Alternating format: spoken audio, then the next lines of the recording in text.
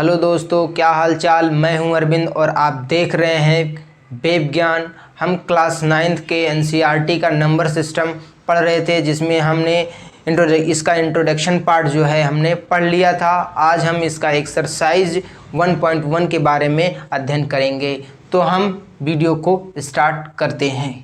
तो हम देखते हैं कि पहला क्वेश्चन कहता है कि क्या शून्य एक परिमेय संख्या है? क्या इसे आप p/q के रूप में लिख सकते हैं? और जहाँ p और q जो है एक पूर्णांक है और q जो है वो शून्य नहीं होने चाहिए, अर्थात q = नॉट शून्य। तो ये शून्य नहीं होने चाहिए। तो ये स्टेटमेंट में कहता है कि शून्य जो है एक परिमेय संख्या है। हाँ भाई, ये जो है शून्य जो है एक परिमेय संख्या है। इसे हम p/q के रूप में लिख सकते हैं। इसका रीज़न हम देखते हैं। सबसे पहले हम देखते हैं कि परिमेय संख्या होती क्या है। तो हमने बताया था कि परिमेय संख्या जो है p/q के रूप में लिखा जा सकता है, जिन्हें p/q के रूप में हम लिख सकें। और इसके लिए हमने दो कंडीशन बताए थे। वो दोनों कंडीशन ये थी कि जो p हमारा और q जो है ये जो है इंटीजर होने चाहिए और q जो है वो 0 के बराबर नहीं होने चाहिए। और इस क्वेश्चन में ये दोनों कंडीशन सेटिस्फाइड हो रहा है। यहाँ पर p और q एक पूर्णांक है और q जो है 0 के बराबर नहीं है। तो यहाँ पर क्या हुआ, शून्य जो है एक परिमेय संख्या है। जैसे हम 0/1 लिख सकते हैं, 0/2, 0/3। ये क्या है? एक परिमेय संख्या है। क्यों? क्योंकि इंटीजर में क्या कौन कौन सी वैल्यू आती हैं? इंटीजर में माइनस अनंत से लेकर -3, -2, -1, 0 भी आता है और 1, 2, 3 और अनंत तक की वैल्यू आती है। तो 0 क्या है? एक इंटीजर है। तो दो इंटीजरों का हमने रेशियो निकाला और इसका जो हर है वो शून्य नहीं है। तो क्या हुआ? एक परिमेय संख्या है। तो इस स्टेटमेंट में हम क्या ऐसे लिख सकते हैं इसमें कि शून्य एक परिमेय संख्या है, जैसे कि 0/1, 0/2, 0/3 ये सब क्या है? परिमेय संख्या है। लेकिन कोई ये नहीं सोच रहा, अगर कोई ये सोच रहा हो कि 1/0, 2/0 और 3/0 क्या ये एक परिमेय संख्या नहीं है? ये भी तो p/q के रूप में लिखा गया है। लेकिन हम इंट्रोडक्शन पार्ट में ही बता दिए थे कि ये जो है कोई संख्या नहीं है, ये अनडिफाइंड है। हम इसे जो है परिभाषित नहीं कर सकते। तो इस प्रकार की जो संख्या होती हैं वो परिमेय संख्या नहीं है। और इसका बेसिकली अगर देखा जाए तो ये दोनों इंटीजर हैं, लेकिन इसका हर वाला जो कंडीशन है वो वही सेटिस्फाइड नहीं हो रहा है, इसलिए यह परिमेय संख्या नहीं है, ये अनडिफाइंड है। दूसरा क्वेश्चन हम देखते हैं। दूसरा क्वेश्चन कहता है कि 3 और 4 के बीच में 6 परिमेय संख्या ज्ञात कीजिए। तो इस टाइप के क्वेश्चन जो है हमने इसके पिछले लेक्चर में हमने इस टाइप के जो क्वेश्चन का जो कंसेप्ट है वो हमने सीख लिया था। तो इसमें हम सबसे पहले करेंगे क्या, इसमें सबसे पहले जो संख्या दी गई होती है, कितनी संख्या निकालना है, उसमें हम क्या करेंगे, एक जोड़ेंगे। जैसे इसमें लिखा है 6 संख्या, तो 6 परिमेय संख्या ज्ञात कीजिए। तो इसमें हम 6 में एक को क्या करेंगे, ऐड करेंगे और ये बन जाएगा हमारा 7। अब इसी 7 वाली जो वैल्यू है इसे हम क्या करेंगे, इन दोनों वैल्यू में ऊपर नीचे क्या करेंगे, मल्टीप्लाई करेंगे। तो हम इसे देखते हैं, इसे हम देखते हैं। तो हम यहाँ पर 3 लिखेंगे और इसमें 6 7 से ऊपर नीचे क्या करेंगे, मल्टीप्लाई करेंगे और 7 × 21/7 हो गया। उसी तरीके से हम यहाँ पर करेंगे 4 में मल्टीप्लाई करेंगे 7 से ऊपर नीचे और यहाँ पर 7 चौक 28/7 हो जाएगा। अब हम क्या करेंगे, ये जो वैल्यू दोनों मिली है हमें 21/7 और 28/7, 21/7 और 28/7 निकला है। इन दोनों के मध्य बढ़ते हुए क्रम में हम संख्या को लिखेंगे। तो जैसे हम लिखेंगे, सबसे पहले 22 के बाद आता क्या है, हर समान है तो 22 के बाद क्या आएगा, 21 के बाद क्या आएगा, 22। तो 22 को हम 22/7 लिखेंगे। फिर 22 के बाद आता है 23/7, फिर उसके बाद 24/7, फिर उसके बाद 25/7, उसके बाद 26/7, उसके बाद 27/7।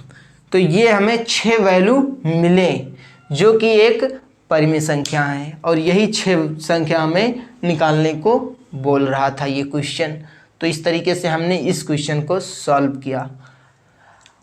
अब हम नेक्स्ट क्वेश्चन को देखते हैं। नेक्स्ट क्वेश्चन कहता है कि 3/5 और 4/5 के बीच 5 परिमेय संख्याएं ज्ञात कीजिए। तो इसको सॉल्व करने के लिए सेम वही कंसेप्ट इसमें भी अप्लाई करेंगे। देखेंगे यहाँ पर 5 परिमेय संख्या बोला है, तो इसमें हम 5 में क्या करेंगे, 1 को ऐड करेंगे। 1 को ऐड करने के बाद में बनेगा क्या, 6 बन जाएगा। और इसी 6 को हम ऊपर नीचे इन दोनों में मल्टीप्लाई कर देंगे। जैसे 3/5 लिखा है, 3/5 में हम 6 से ऊपर नीचे मल्टीप्लाई करेंगे तो बना क्या, 6 त्रिक 18, 5 छक 30, ये बना हमारा। 4/5 में हम क्या करेंगे, 4/5 में 6 से मल्टीप्लाई करेंगे। 6 से मल्टीप्लाई करेंगे तो बना क्या वैल्यू, 6 चौक 24 बना, और ये 5 छक 30 बना, 5 छक 30 ये वैल्यू बना। अब हम इसको बढ़ते हुए क्रम में इनकी संख्याओं को लिख लेते हैं। जैसे 18/30 था, 18 के बाद आएगा 19/30, 19 के बाद आएगा 20/30, 20 के बाद आएगा 21/30, और 21 के बाद 22/30, 22 के बाद 23/30 और 24/30। तो ये जो हमें 5 संख्याएं निकली हैं, यही क्वेश्चन में पूछ रहा था। तो आपने इस और इस क्वेश्चन को हमने समझ लिया। अब हम जो है चौथे क्वेश्चन को देखेंगे। चौथा क्वेश्चन कहता है कि ये यहाँ पर कथन दिए गए हैं, स्टेटमेंट दिए गए हैं, यदि आपको वो सत्य है या असत्य है ये आप बताइए। यदि सत्य है तो उसका भी रीज़न दीजिए, यदि वो असत्य है तो उसका भी रीज़न आप दीजिए। तो सबसे पहले हम पहले स्टेटमेंट को उठाते हैं, और वो कहता है कि प्रत्येक प्राकृतिक संख्या पूर्ण संख्या होती है। तो हाँ, ये स्टेटमेंट सत्य है। क्यों सत्य है, इसका रीज़न देखते हैं। देखो, प्राकृतिक संख्याएं क्या होती हैं, प्राकृतिक संख्या में 1 से लेकर अनंत तक की जो संख्याएं आती हैं उन्हें हम प्राकृतिक संख्या कहते हैं। उन्हें हम क्या कहते हैं, प्राकृत संख्या कहते हैं। और जो पूर्ण संख्या क्या होती हैं, 0 से अनंत तक की जो भी संख्याएं आती हैं उन्हें हम पूर्ण संख्याएं कहते हैं। क्या कहते हैं, पूर्ण संख्या कहते हैं। तो यही बोल रहा है कि इसमें प्राकृतिक संख्याएं जो है, प्रत्येक प्राकृतिक संख्याएं पूर्ण संख्याएं होती हैं। हाँ, पूर्ण संख्या में प्राकृतिक संख्या भी आ रही हैं, इसलिए जो है पूर्ण से प्रत्येक प्राकृतिक संख्या पूर्ण संख्याएं होती हैं, क्योंकि पूर्ण संख्याएं में प्राकृतिक संख्याएं आती हैं। तो इसका स्टेटमेंट है, तो इसको हम कहेंगे ये स्टेटमेंट सत्य है, ये कथन सत्य है। इसका रीज़न, इसका कारण देंगे क्योंकि पूर्ण संख्या में प्राकृतिक संख्याएं उपस्थित हैं। दूसरा स्टेटमेंट हम पढ़ेंगे, और उसमें क्या है, देखें कि प्रत्येक पूर्णांक जो है एक पूर्ण संख्या होती है। प्रत्येक पूर्णांक एक पूर्ण संख्या होती हैं, नहीं, ये स्टेटमेंट गलत है। क्यों गलत है, इसका रीज़न देखते हैं। क्योंकि जो पूर्णांक होता है उसमें पॉजिटिव वैल्यू भी होती है और निगेटिव वैल्यू भी होती है। तो पॉजिटिव वैल्यू जो सेक्शन वाला जो भाग होता है वो तो पूर्ण संख्या में आती हैं, लेकिन निगेटिव जो सेक्शन होता है हमारा पूर्णांक का, वो पूर्ण संख्या में नहीं होती हैं। तो इस रीज़न से जो है पूर्ण संख्या जो है, पूर्णांक, प्रत्येक पूर्णांक जो है वो पूर्ण संख्याएं नहीं होती हैं। तो हमने ये जान लिया।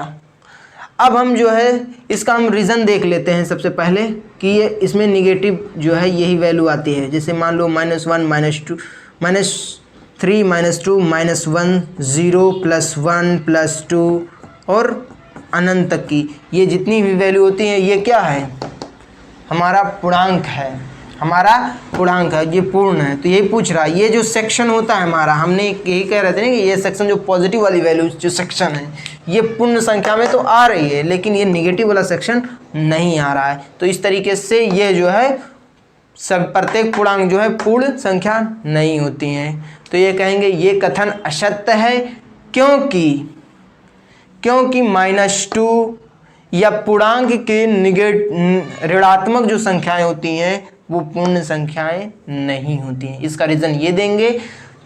तीसरा जो है स्टेटमेंट वो क्या है कि प्रत्येक परिमेय संख्या एक पूर्ण संख्याएं होती हैं, नहीं, ये भी स्टेटमेंट हमारा गलत है। क्यों गलत है? क्योंकि परिमेय संख्याएं जो होती है वो फ्रैक्शन में भी होती हैं, तो जो फ्रैक्शन वाला सेक्शन होता है वो पूर्ण संख्याएं कभी नहीं होती हैं। तो इस कारणवश जो है परिमेय संख्या जो है पूर्ण संख्या नहीं होती है। इसको हम समझ लेते हैं थोड़ा सा। जैसे परिमेय संख्या में जैसे मान लो 22/7, 22/7, 3/5, ये सब क्या है, ये एक भिन्न है, एक फ्रैक्शन है। क्या है? एक फ्रैक्शन है जो कि परिमेय तो है, p/q के रूप में लिखा है, तो एक परिमेय है, क्या एक पूर्ण संख्या है? नहीं। तो इस तरीके से हम कह सकते हैं कि प्रत्येक परिमेय संख्या पूर्ण संख्या नहीं होती है। रीज़न क्योंकि जो ये फ्रैक्शन दिया है ये पूर्ण नहीं है। तो इस तरीके से हमने इस एक्सरसाइज का पूरे क्वेश्चन को हमने सॉल्व किया। आई होप आपको यह लेक्चर पसंद आया होगा और जो हमने पढ़ाया है उससे समझ में भी आया होगा। यदि यह लेक्चर से आप लोगों को फ़ायदा हुआ होगा तो आप ज़रूर इस वीडियो को लाइक कीजिएगा और अपने दोस्तों के साथ शेयर कीजिएगा।